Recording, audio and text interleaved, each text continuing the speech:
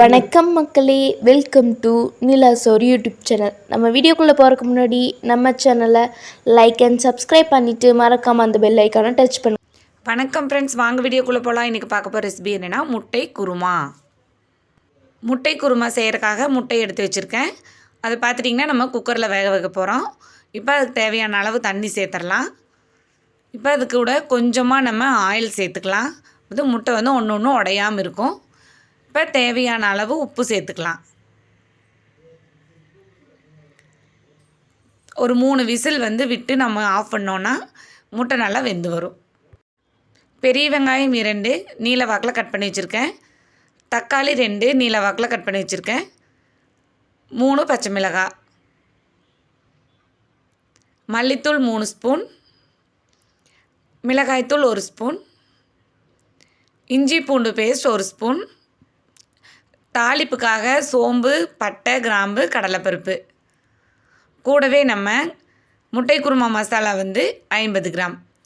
இப்போ நம்ம குக்கரில் வச்ச முட்டை வெந்துடுச்சு, பார்க்கலாம் வாங்க. இப்போ நல்லா வெந்துடுச்சு, உடையவே கிடையாது.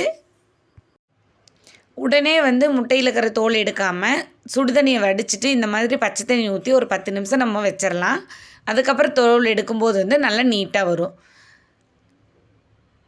இப்போ அதுக்காக குருமா தாளிக்கிறதுக்காக கடாய் வச்சிடலாம். தேவையான அளவு ஆயில் சேர்த்துக்கலாம்.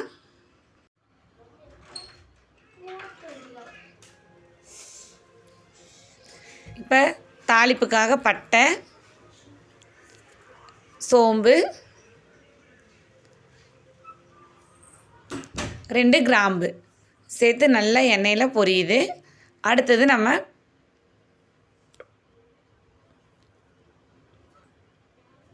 கடலைப்பருப்பு சேர்த்துக்கலாம். கடலைப்பருப்பு போடும்போது நல்ல டேஸ்ட் வரும். நல்லா கடலைப்பருப்பு வந்து நல்லா வணங்கிட்டுருக்கு.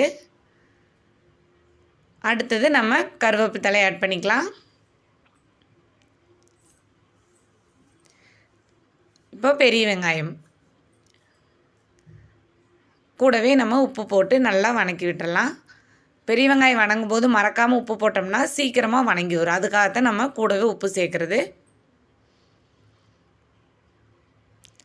பச்சை மிளகாய் சேர்த்துடலாம்.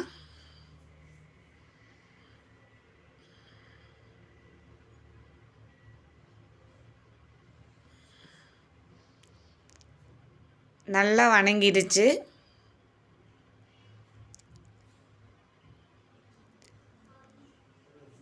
அடுத்தது இஞ்சி பூண்டு பேஸ்ட்டு பச்சை வாசனை போகிற வரைக்கும் நல்லா வணக்கி விட்டுக்கலாம். முட்டை கிரேவி செய்யும்போது பார்த்துட்டிங்கன்னா இந்த மாதிரி ஒவ்வொரு பொருளும் பார்த்து பொறுமையாக வணக்கி விடும்போது டேஸ்ட்டு நல்லா கிடைக்கும். சிக்கன் கிரேவி சாப்பிட்ட எஃபெக்டே வரும். இப்போ தக்காளி சேர்த்துடலாம். தேவையான அளவு மஞ்சள் தூள் போட்டு நல்லா வணக்கி விட்டுக்கலாம். இப்போ நம்ம மிளகாய்த்தூள் சேர்த்துக்கலாம். அடுத்தது மல்லித்தூள் சேர்த்துக்கலாம். அடுத்தது முட்டை குருமா மசாலா சேர்த்துக்கலாம். இப்போ நம்ம பொடியிலையெல்லாம் போட்டதுக்கப்புறம் எண்ணெயிலேயே நம்ம ஒரு வணக்கி விட்டோம்னா நல்ல டேஸ்ட் கிடைக்கும். அடுத்தது நம்ம இதுக்கு தேவையான அளவு தண்ணி சேர்த்து நல்லா கொதிக்க விடலாம். நல்லா கொதித்து வந்துடுச்சு. இப்போ அடுத்தது வேக வச்ச முட்டையை தோல் நீக்கிடலாம். பாருங்கள், இந்த மாதிரி பச்சை தண்ணியிலேருந்து போட்டு வச்சுட்டு தோல் எடுக்கும்போது நல்லா தோல் வந்து நம்ம ஈஸியாக எடுக்க முடியும். இல்லைன்னா சொரப்பாக வரும். இப்போ வந்து நைஸாக நல்லா அழகாக முட்டையை தொளிச்சிடலாம்.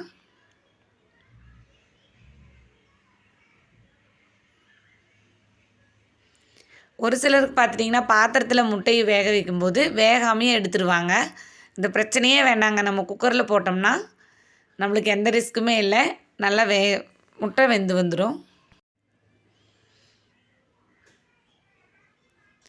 நல்ல முட்டை வந்து நல்லா அழகாக தொளிச்சு எடுத்தாச்சு.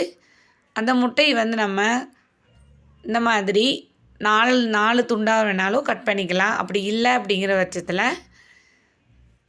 முட்டையை எடுத்து இந்த மாதிரி கீரல் போட்டு வச்சிடலாம்.